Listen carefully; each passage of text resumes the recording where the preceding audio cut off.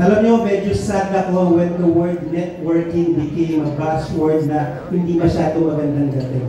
I'll just give you an example. Ang networking is defined as parang, I'm sure that you've heard about the pyramid scheme. The earlier you get to the pyramid, you have downlines, recruit ka lang nag-recruit, kikita ka.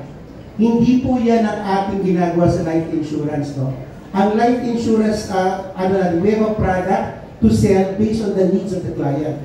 Yung pong unang-unang madidetect nyo kung legitimate yung business if they have a product. Other than that, Sun Life and the life insurance companies in the Philippines are regulated by the Office of the Insurance Commission.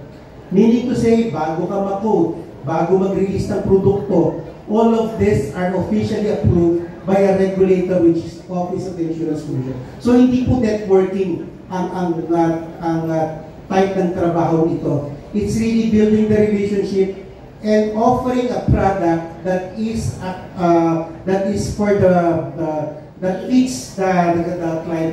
Sabi nga na, there's no one product fits all. Iba-iba pong produkto, depende sa needs, affordability, and health ng ating mga kliyente. Yun.